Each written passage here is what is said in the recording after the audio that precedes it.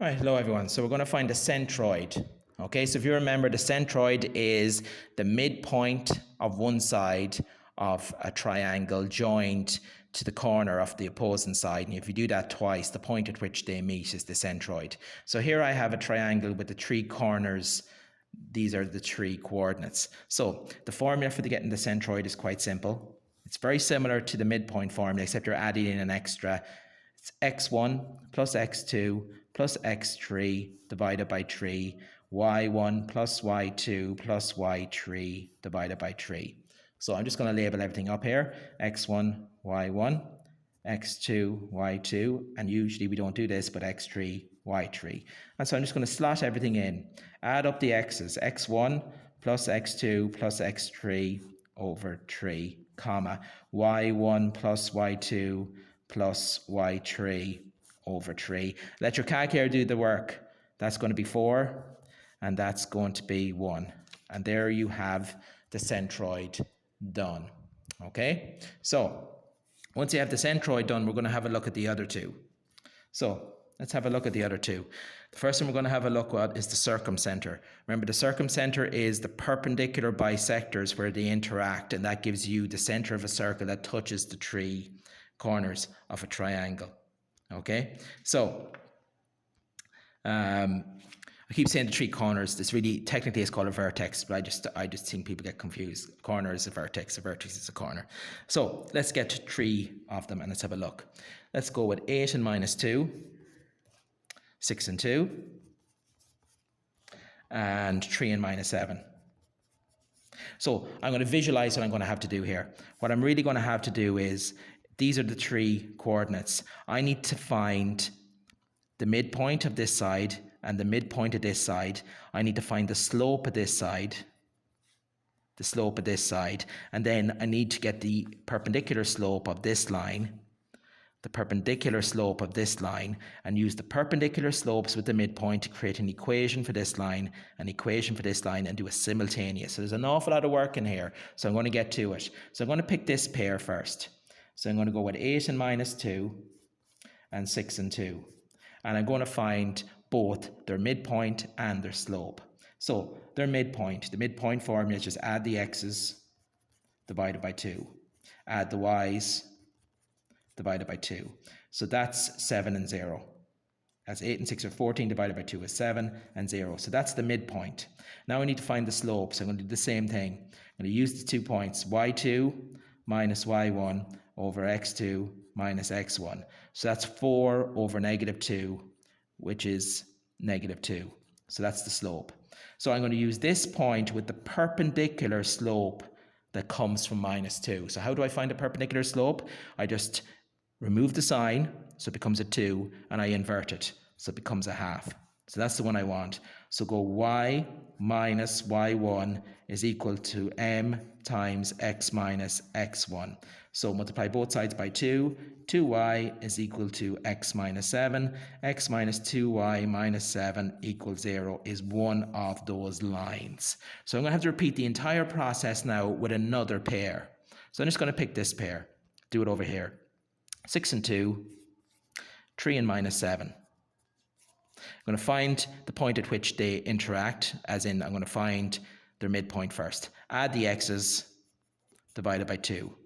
Add the y's divided by 2. That's going to be 9 over 2, and this is going to be minus 5 over 2. This one's a bit messier, but what can you do? Let's find their slope.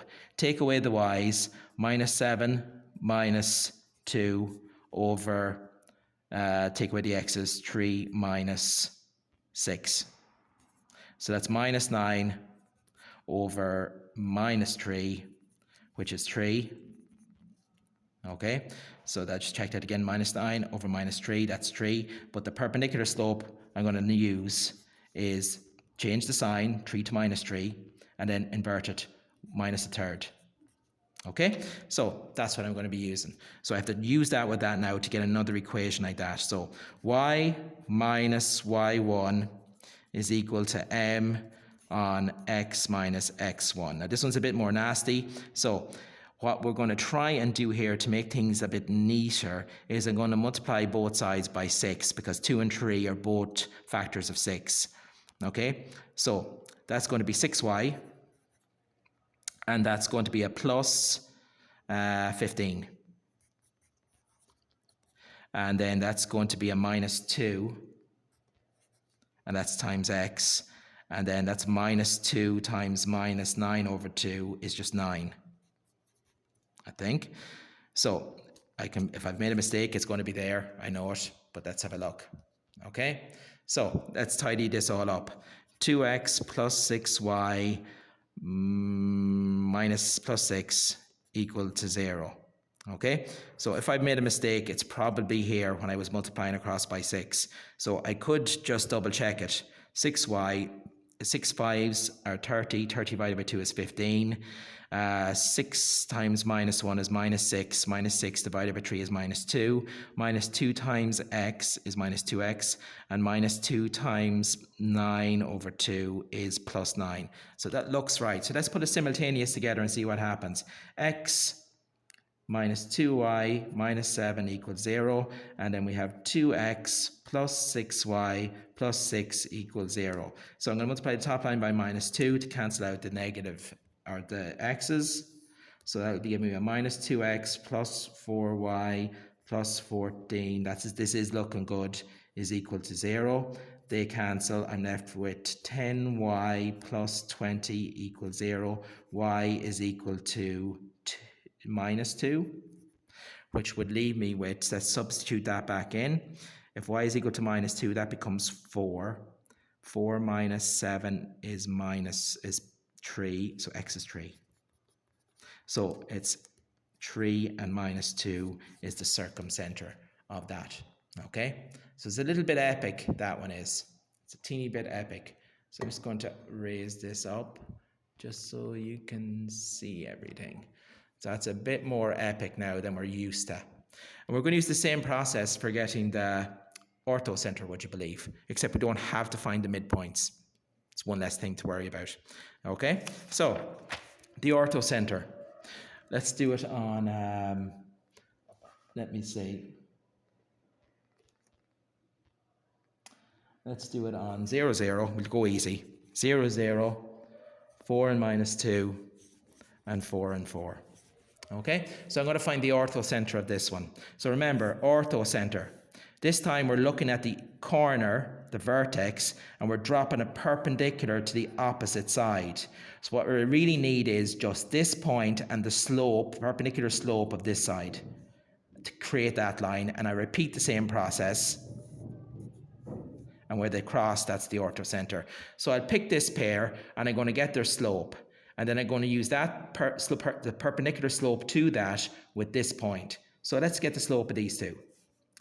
0 and 0, and 4 and minus 2. Let's get their slope. Minus 2 minus 0 over 4 minus 0. So that's minus 2 over 4. It's minus a half. Okay, so I'm going to use 4 and 4 with the perpendicular slope to this, which is actually 2. So let's put that into a formula, and we've got one of our perpendiculars. So y minus y1 is equal to m on x minus x1. So that's y minus 4 is equal to 2x minus 8. That's 2x minus y minus 4 equals 0. So there's one of our friends done. So it's a lot quicker, you can see, because I have one less formula to be using. So now I'm going to pick this pair, 4 and minus 2, and 4 and 4. And then when I get the perpendicular slope to this, I'll use it with 0, 0. And that should make it easier.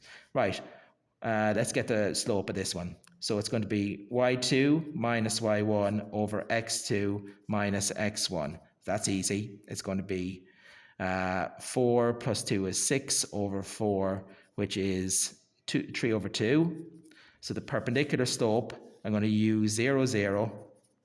The perpendicular slope to that is minus 2 over 3. So y minus y1 is equal to minus 2 over 3 on x minus x1. So that's 3y is equal to minus 2x, and that means that 2x plus 3y is equal to 0. So this is my little friend here now, so let's sort them out. Let's bring these two together. Okay, so 2x minus y minus 4 equals 0, and 2x plus 3y is equal to 0. I'm going to change the top line by just multiplying it by minus 1.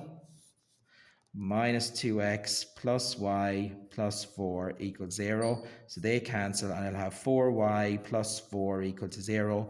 Y is equal to minus 1. And if y is equal to minus 1, that means minus 1 minus, that means minus 1 is plus 1. That means 1 minus 4 is minus 3. So that means x is 3 over 2, I think. So 3 over 2 and minus 1 is the centre of that one. Okay, I could have made a mistake there because I'm not sure about that coming out, but I don't think I have. I can double check myself. That's definitely 4, that's 6 over 4, that's 3 over 2, that's minus 2 over 3. 3y minus 2x, 2x minus 3i, and they're both 0, 0. And then let's pop them together, top line by minus 2x plus y plus 4, that's cancelled. You have 4y plus 4 is equal to 0, y is equal to minus 1, put minus 1. Yeah, no, it seems to be right. Okay.